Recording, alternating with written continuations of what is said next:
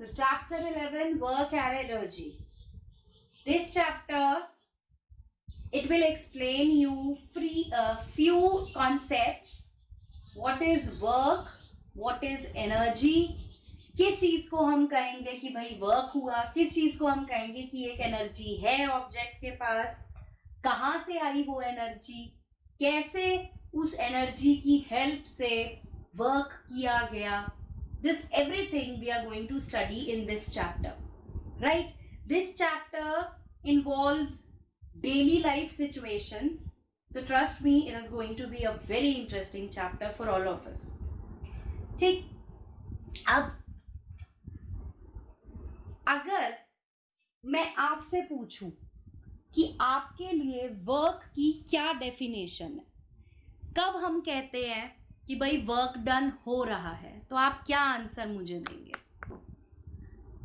All the examples that I have received from you, अब चाहे वो होमवर्क करना हो, क्लासेस अटेंड करना हो, कोई भी आपके हाउस कोर्स करने हो, राइट, या आप एक्सरसाइज कर रहे हैं, अगर हम एक लेमैन लैंग्वेज में बोले, ठीक, अगर हम नॉर्मल, जैसे आपके फैमिली मेंबर्स हैं, जो भी नॉर्मल इंसान है जो साइंस वैसे नहीं पढ़ रहा, उसके लिए ये सारी चीज़ें वर्क हैं.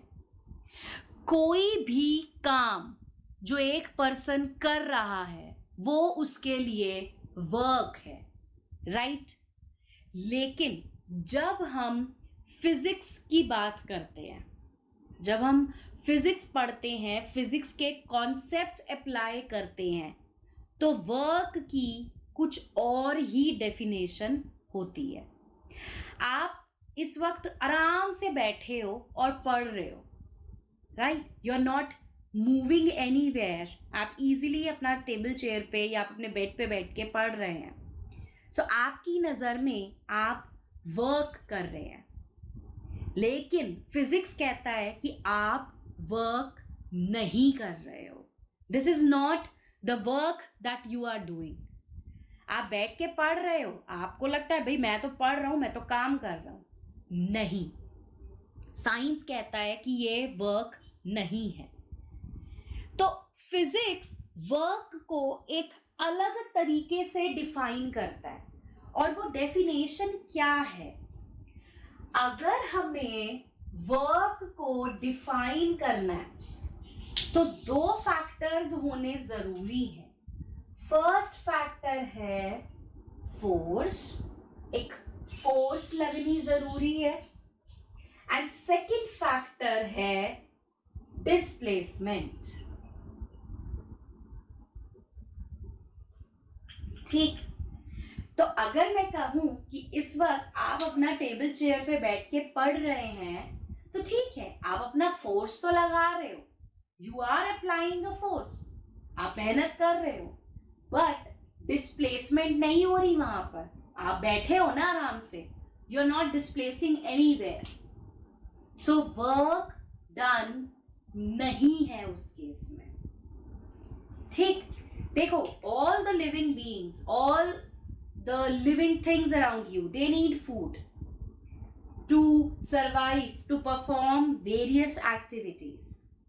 I mean, या आप लोग जो डेली आप अपनी एक्टिविटीज कर रहे हैं, it can be playing, reading, writing, thinking, studying, cycling, जो सब कुछ है, हर चीज में आपको एनर्जी चाहिए और आप कह रहे हो हम वर्क कर रहे हैं.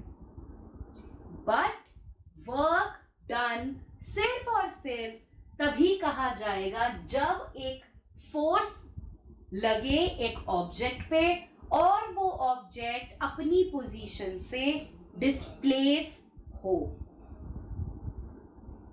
ठीक है, अब जैसे मान लीजिए स्कूल में, सपोज आप स्कूल जा रहे हैं और एक there is a student who is very notorious, बहुत शरारती बच्चा है. टीचर को गुस्सा आया और टीचर ने उसको पनिश कर दिया. अब पनिश करने के लिए क्या किया कि हाथ ऊपर करके खड़े हो जाओ और अपना बैग अपने हाथों में पकड़ो. तो बैग पकड़ के वो बच्चा हाथ ऊपर करके खड़ा हुआ है. ठीक, अब सिर्फ खड़ा है वो बच्चा, वो कहीं जा नहीं रहा, फोर्स लग रही है उस पर, कहाँ से लग रही है, बैग हैवी है, बैग उस बच्चे के हैंड्स पे फोर्स तो लगा रहा है। और बच्चा अगर मान लो 10-15 मिनट्स भी खड़ा हो जाता है वो थक जाएगा, लेकिन वर्क तो उसने किया ही नहीं क्योंकि वहां पर डिस्प्लेसमेंट थी ही नहीं, बच्चा एक ही जगह खड़ा हुआ है। तो उस कंडीशन में बच्चा थका जरूर क्योंकि वहां पर उसकी एनर्जी वेस्ट हुई है, बट उसने वर्क नहीं किया। सो आप ध्यान रखिएगा, डे टू डे लाइफ में हम बहुत सारी ऐसी चीजें ऑब्जर्व करते हैं जिन्हें हम वर्क बोलते हैं। इस वक्त मैं आपको पढ़ा रही हूँ, अगर मैं एक ही जगह खड़े होकर आपको पढ़ा रही हूँ, so I am not doing any sort of work according to physics, but according to a layman, yes I am working. मैं आप लोगों को पढ़ा रही हूँ, मैं काम कर रही हूँ, आप लोग पढ़ रहे हो, आप काम कर रहे हो, बट फिजिक्स के हिसाब से ना ही मैं कोई वर्क कर रही हूँ ना ही आप कोई वर्क कर रहे हो, बिकॉज हम दोनों के लिए डिस्प्लेसमेंट जीरो है। ठीक है, सो अगर हम साइंटिफिक डेफिनेशन देखें कि साइंटिफिकली हो क्या रहा है, तो सपोज करिए अगर ये एक टेबल है और इस टेबल पे ये एक ऑब्जेक्ट रखा हुआ है, लेट्स से कोई बुक रखी है या कोई बॉक्स रखा है, इट कैन बी एनीथिंग। ठीक, तो अगर इस बुक पर हम एक फोर्स लगाएं F एंड ये बुक फोर्स ऐसे करके मैंने इसको पुश करना शुरू करा एंड ये बुक कुछ डिस्प्लेसमेंट कवर करके आगे बढ़ गई। कितना डिस्प्लेसमेंट कवर किया, ये वाला, यहां से ये है ना, बुक पहले यहां थी, बुक पर आपने फोर्स लगाई तो ये बुक कुछ डिस्प्लेसमेंट S कवर करके आगे बढ़ गई। Now we will say work is done, so work done अब हुआ है, एंड वर्क डन का फॉर्मूला है फोर्स इनटू डिस्प्लेसमेंट। ठीक है, work done is the product of force and displacement. अगर फोर्स है, अगर डिस्प्लेसमेंट है, तभी वर्क डन होगा। अगर इन दोनों फैक्टर्स में से एक भी फैक्टर जीरो है, नहीं है, we will not say that work is being done। ठीक है, फोर्स का सिंबल F होता है, डिस्प्लेसमेंट का सिंबल S होता है, वर्क को W से इंडिकेट करते हैं, capital W। So capital W is F into S। And अगर SI यूनिट की बात करें तो क्या SI यूनिट होगा, बताइए। फोर्स का SI यूनिट न्यूटन, डिस्प्लेसमेंट का SI unit metre. So work का SI यूनिट क्या हो गया, न्यूटन मीटर। ठीक है, न्यूटन मीटर। और न्यूटन मीटर को हम जूल भी बोलते हैं, ध्यान रखना, न्यूटन मीटर को हम जूल भी बोलते हैं। So the SI unit of work is newton metre और जूल्स। जूल को कैपिटल J से इंडिकेट करते हैं।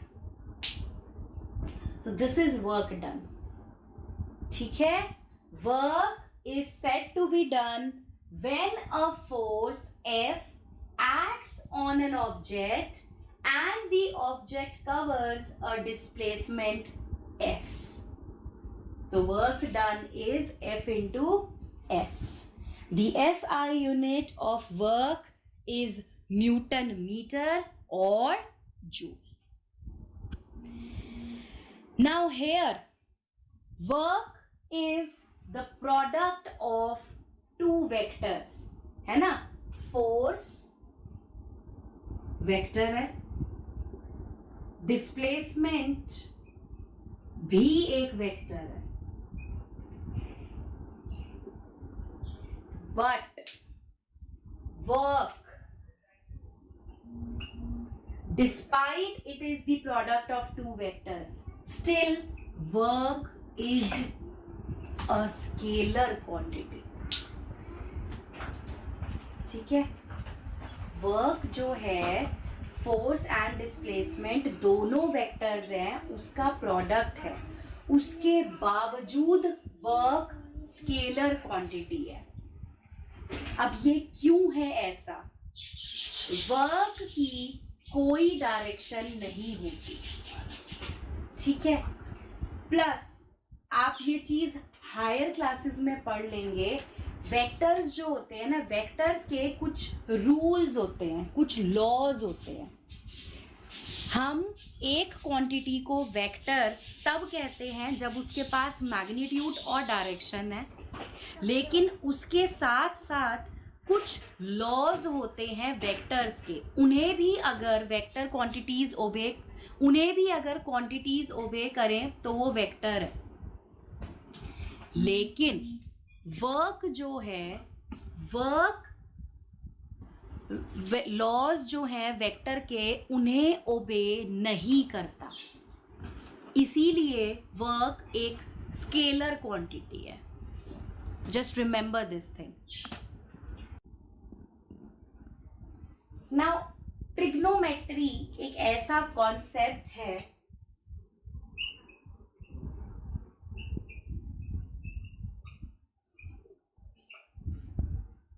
जिसमें हम कुछ क्वांटिटीज लिखते हैं. सिंपल सा मैं आपको समझाती हूँ, because details you will study in your 10th class. एक राइट एंगल ट्रायंगल है, मान लीजिए ए बी एंड सी, ठीक है. There is a right angle triangle A B C. B C जो है ये होता है बेस, ये साइड जो होती है इसको बोलते हैं परपेंडिकुलर, और इस साइड को बोलते हैं हाइपोटेन्यूज. आपने पाइथागोरस थ्योरम पढ़ा है? ये वही चीज है ना, ये वही चीज है. बेस, ये साइड हो गई परपेंडिकुलर, और ये हो गई हाइपोटेन्यूज. जहां पर 90 डिग्री का एंगल बन रहा है वो परपेंडिकुलर, और जो लॉन्गेस्ट साइड है वो हाइपोटेन्यूज. ठीक. Now let's say this angle is theta. ये एक एक्यूट एंगल है थीटा, ठीक है. यहां पर हम for the time being 3 quantities को डिफाइन करेंगे जो एंगल्स ही हैं, और वो 3 क्वांटिटीज आपकी क्या हैं? वो होती हैं sine theta, cos theta and tan theta. Sine theta, cos theta, tan theta, ये सब एंगल्स की ही टर्म्स में हम बोलते हैं, ठीक है. अब इसको याद करने का एक बड़ा सिंपल सा तरीका है, वो मैं आपको समझाती हूँ. आप ये याद रखिए,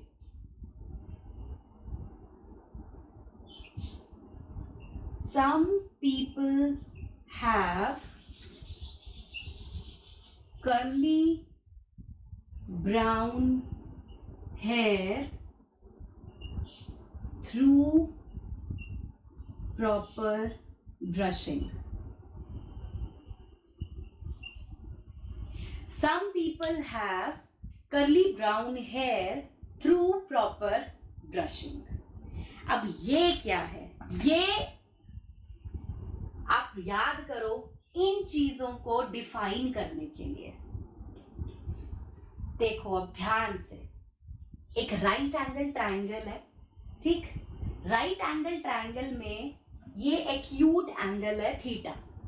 इस एक्यूट एंगल के लिए हम 3 टर्म्स ले रहे हैं, sine theta, cos theta, tan theta. ये साइन, कॉस और टैन की वैल्यूज बेस, हाइपोटेन्यूज और परपेंडिकुलर की टर्म्स में ही आएगा। अब कैसे आएगा देखो, ये स्टेटमेंट जो है ना, ये आपको याद रखनी है। हर एक वर्ड का पहला जो लेटर है, जो फर्स्ट लेटर है, उसको ध्यान से देखो। एस, पी एंड एच, 3 का हम वो बनाएंगे group, S, P and H. ठीक, अब इसको यहां आ जाओ। एस मीन्स साइन, ठीक है, S means sign. So sine theta की वैल्यू क्या होगी, P अपॉन एच, यानी कि परपेंडिकुलर ओवर हाइपोटेन्यूज। ये रहा P, ये रहा H और ये रहा B। फर्स्ट लेटर देखना है। सो सम पीपल हैव, यहां से मेरे को मिला sine, P means perpendicular, H means hypotenuse.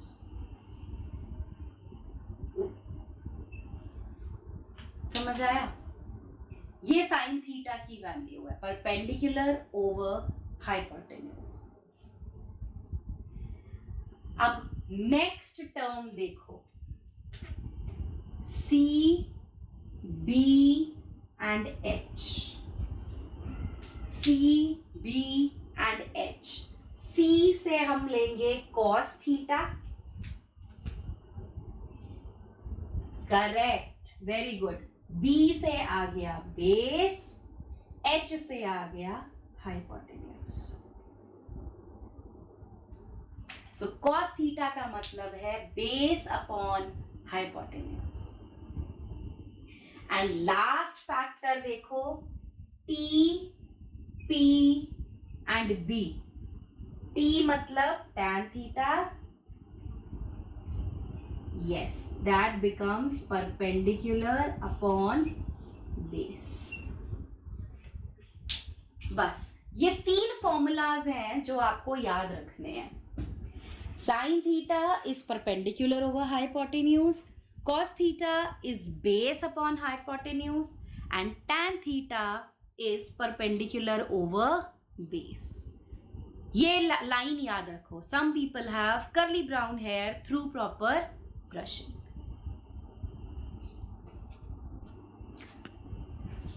हमने वर्क का फॉर्मूला लिखा, F is equal W is equal to F into S। ठीक, एक्चुअली में ये फॉर्मूला इनकम्प्लीट है। आपको आपकी एनसीईआरटी बुक्स में यही फॉर्मूला नजर आएगा, W is equal to F into S, और आपको करना भी यही है, बट ये इनकम्प्लीट फॉर्मूला है। इसका कंप्लीट फॉर्मूला है W is equal to F S cos theta. ये कंप्लीट फॉर्मूला है, F S cos theta, but आपको कॉस थीटा का फैक्टर नहीं लेना, ठीक, बट मैं आपको एक्सप्लेन जरूर करूंगी, बिकॉज कॉस थीटा का फैक्टर जब आप लेंगे तभी आपको समझ आएंगी चीजें। अब ध्यान से देखो जो मैं आपको समझा रही हूं। वर्क जो है, वर्क 3 टाइप्स का होता है। Work is of 3 types. First type क्या है, मान लीजिए मेरे पास ये एक ऑब्जेक्ट है, ठीक, इस ऑब्जेक्ट पे हमने इस डायरेक्शन से एक फोर्स लगाई एंड ये ऑब्जेक्ट इसी डायरेक्शन में आगे मूव कर गया। आपने इसी डायरेक्शन में फोर्स लगाई और इसी डायरेक्शन में ये ऑब्जेक्ट एस डिस्प्लेसमेंट आगे मूव कर गया। सो ध्यान रखिएगा, जिस डायरेक्शन में आप फोर्स लगाते हैं, अगर ऑब्जेक्ट उसी डायरेक्शन में मूव करे, जैसे मैं आपको एग्जांपल देती हूं, मान लीजिए ये बुक है, इसके ऊपर मैंने ये डस्टर रखा हुआ है मैंने इस डायरेक्शन से फोर्स लगाई और ये डस्टर इसी डायरेक्शन में मूव कर रहा है, सेम। तो जब force and displacement, when they both are in same direction, we say that it is a positive work. ठीक है? When the force and the displacement, they both are in same direction, then we say it is a positive work. और यहां पर work का सीधा सीधा formula बनेगा F into S. मैं अभी कॉस थीटा नहीं ले रही, ठीक है, सीधा ये फॉर्मूला आएगा F इंटू एस। लेकिन अगर मान लीजिए कोई एक ऐसी सिचुएशन है कि आप फोर्स एक डायरेक्शन में लगा रहे हो लेकिन डिस्प्लेसमेंट ऑपोजिट डायरेक्शन में है। If there is a situation in which force is in one direction and displacement is in opposite direction, इसकी सिचुएशन या इसका एग्जाम्पल क्या हो सकता है? जैसे एक एग्जाम्पल मैं आपको देती हूँ कि आप कार चला रहे हो, ठीक है, कार आगे जा रही है, आपने ब्रेक्स लगाने शुरू करे, ठीक है, कार तो आगे ही जा रही है बट आप ब्रेक्स लगा रहे हो। ब्रेक्स लगाने का मतलब रिटार्डेशन, रिटार्डेशन का मतलब फोर्स क्या आएगी? नेगेटिव, यस और नो? तो कार की डिस्प्लेसमेंट तो आगे ही है लेकिन फोर्स नेगेटिव आ रही है। सो इस सिचुएशन में हम इसको बोलते हैं नेगेटिव वर्क, ठीक। जैसे इसका एक और एग्जाम्पल ये भी हो सकता है जो अभी दिया कि एक बॉल है, इस बॉल को आपने ऊपर की तरफ फेंका, ठीक, तो ये जो बॉल है ये बॉल की डिस्प्लेसमेंट अपवर्ड डायरेक्शन में है ना, इतना ऊपर जा रही है ना बॉल, तो अपवर्ड डायरेक्शन में डिस्प्लेसमेंट कवर कर रहा है। लेकिन अगर हम work done because of acceleration due to gravity निकालें तो ग्रेविटी नीचे लग रही है, हो गई ना दोनों की डायरेक्शन ऑपोजिट, है ना। आपने बॉल लिया, बॉल को ऊपर की तरफ फेंका तो बॉल ने ऊपर की डायरेक्शन में डिस्प्लेसमेंट कवर किया लेकिन ग्रेविटी डाउनवर्ड डायरेक्शन में लग रही है, तो इसकी वजह से नेगेटिव वर्क डन हुआ। सो नेगेटिव वर्क का फॉर्मूला है work is equal to minus F into S. Minus sign only indicates opposite direction, या तो फोर्स ऑपोजिट डायरेक्शन में है या डिस्प्लेसमेंट ऑपोजिट डायरेक्शन में है, ठीक। एंड लास्ट टाइप होता है zero work. Zero work, work done zero है। अब वर्क डन जीरो तीन सिचुएशंस में हो सकता है। कैसे? या तो फोर्स जीरो हो, जब ऑब्जेक्ट पे फोर्स ही नहीं लग रही तो वर्क कहां से होगा, या ऑब्जेक्ट पे फोर्स लग रही है लेकिन डिस्प्लेसमेंट जीरो है, कि आप जैसे ये मैं इस वॉल को कितना मर्जी पुश कर लूं, लगाए जा रही हूं मैं इस वॉल पे फोर्स लेकिन वॉल मूव थोड़ी ना कर रही है, तो डिस्प्लेसमेंट जीरो। या थर्ड केस हो सकता है थीटा बिकम्स 90 डिग्री। अब ये केस क्या है ये मैं आपको समझाती हूँ। Theta becomes 90 degree. थीटा क्या है? ये रहा theta. Here theta is the small angle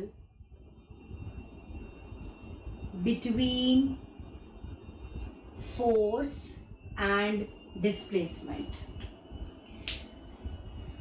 Yes, theta is the small angle or the acute angle between force and displacement. तो अगर force and displacement के बीच का ये एंगल 90 डिग्री हो जाए तो भी वर्क डन 0 होगा. क्यों होगा? cos 90 जो है fs cos 90 डिग्री ये बनेगा. cos 90 की वैल्यू 0 होती है. Remember this thing. ठीक है, cos 90 की वैल्यू 0 होती है तो यहां से वर्क डन 0 आ जाएगा आपका. अब ये 90 वाली सिचुएशन क्या है?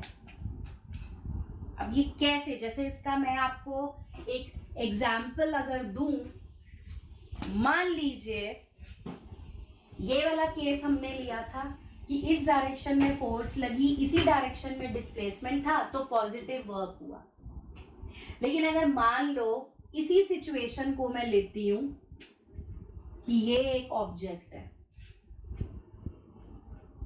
ठीक, ये ऑब्जेक्ट पर हमने इस ऑब्जेक्ट को एक फोर्स लगा के मूव करा और ये ऑब्जेक्ट यहां आ गया. तो अगर मैं वर्क डन निकालना चाहती हूं किसका? इस ऑब्जेक्ट का एक्सीलरेशन ड्यू टू ग्रेविटी की वजह से. ठीक है, if I need to calculate the work because of acceleration due to gravity. अब मैं ये जो एक्सटर्नल फोर्स लगी इसको नहीं ले रही, मैं अब ग्रेविटी ले रही. तो ग्रेविटी वर्टिकली डाउनवर्ड्स लग रही है, तो ग्रेविटी हो गई डाउनवर्ड्स, डिस्प्लेसमेंट है इधर, बन गया 90 डिग्री दोनों के बीच में. तो इस सिचुएशन में जब 90 का एंगल बना तो cos 90 is 0, so work is 0. ध्यान रखना, जब भी फोर्स और डिस्प्लेसमेंट के बीच का एंगल 90 डिग्री होगा वर्क डन 0 होगा. अभी I'll give you one more example. जैसे आप मान लो ग्राउंड पे चल रहे हो, ठीक है, आप सीधा सीधा ग्राउंड पे चल रहे हो तो आपने स्ट्रेट डायरेक्शन में डिस्प्लेसमेंट कवर किया, लेकिन एक्सीलरेशन ड्यू टू ग्रेविटी आप पर डाउनवर्ड डायरेक्शन में लग रही है, तो डिस्प्लेसमेंट हो गई स्ट्रेट डायरेक्शन में, राइट, और आपका एक्सीलरेशन ड्यू टू ग्रेविटी हो गया डाउनवर्ड डायरेक्शन में. बना दोनों के बीच में 90 डिग्री का एंगल. यस और नो? भाई आप रोड पर हो, मान लो आप एक ग्राउंड पर हो, आप सीधा चल रहे हो तो डिस्प्लेसमेंट है इस डायरेक्शन में, लेकिन एक्सीलरेशन ड्यू टू ग्रेविटी लग रही है नीचे की डायरेक्शन में, तो ये 90 डिग्री का एंगल नहीं बन गया दोनों के बीच में. तो इस कंडीशन में वर्क डन 0 है. So remember this thing.